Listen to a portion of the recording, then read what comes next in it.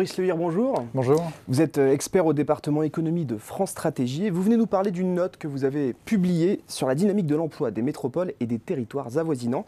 En effet, des lois récentes ont structuré les métropoles françaises, on pense notamment à la loi MAPTAM, excusez-moi. C'est une nécessité à un moment où le fait métropolitain se justifie de plus en plus. Alors oui, en tout cas, on l'observe de plus en plus. On constate notamment depuis les années 2000 une montée en puissance de l'emploi dans les grandes aires urbaines, notamment les aires urbaines de plus de 500 000 habitants.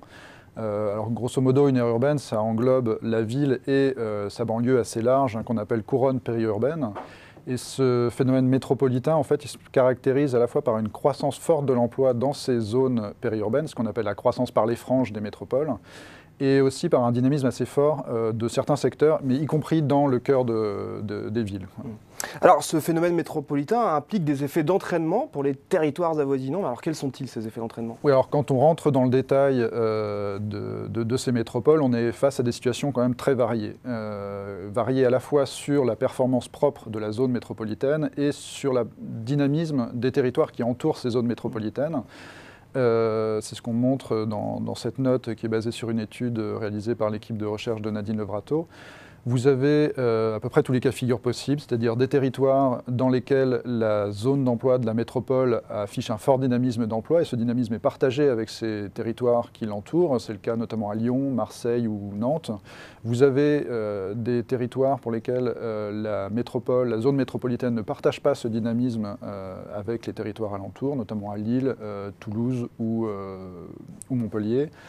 Vous avez aussi des territoires pour lesquels la dynamique est inversée, c'est-à-dire que les territoires avoisinants se trouvent plus dynamiques que la zone métropolitaine elle-même, comme à Strasbourg ou à Grenoble.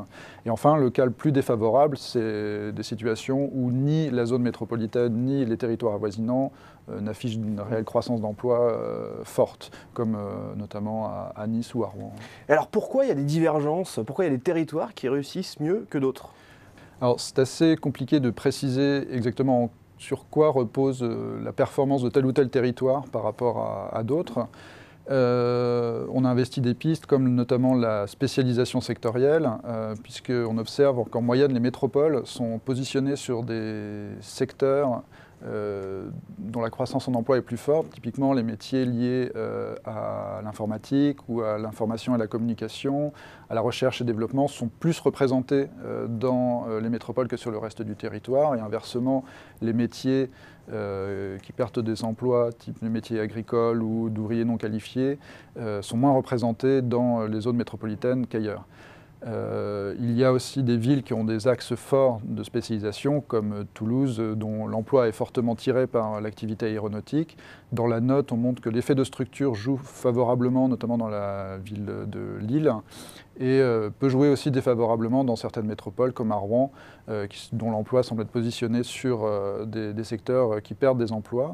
Alors cet effet de structure sectorielle est loin de pouvoir expliquer à la fois la performance des métropoles en général et la différence de performance entre ces métropoles. Pour les métropoles en général, il y a des effets, ce qu'on appelle des gains à l'agglomération, c'est-à-dire un intérêt de certains secteurs à se trouver dans des situations, dans des zones denses. Pour justifier, expliquer plutôt la différence de performance entre les villes, on peut aussi certainement penser à des déterminants type géographique. Le fait qu'une ville puisse avoir un environnement agréable favorise l'attrait des travailleurs. La capacité des acteurs locaux aussi à se coordonner, à se fédérer, est souvent avancée comme un facteur de dynamisme local, à la fois entre acteurs privés et acteurs publics, mais aussi entre acteurs de différents échelons territoriaux. Et enfin, il est surtout aussi important de noter le poids de l'histoire de ces territoires sur leur situation actuelle, puisque par exemple, si on prend le cas du territoire lyonnais, le poids de l'industrie chimique aujourd'hui est fortement lié à son passé dans l'industrie de la soie, qui a généré des débouchés par la teinture, etc. Donc on peut imaginer sur cette base que le rôle assez important que peut avoir la capacité des acteurs territoriaux à s'appuyer sur les acquis et à anticiper les évolutions économiques pour faire les bonnes transitions et développer le dynamisme local en ce sens. Eh bien, merci beaucoup Boris Lehir pour cet éclairage, et pour celles et ceux qui veulent aller plus loin, je renvoie à la publication de votre note sur le site de France Stratégie. Merci à vous.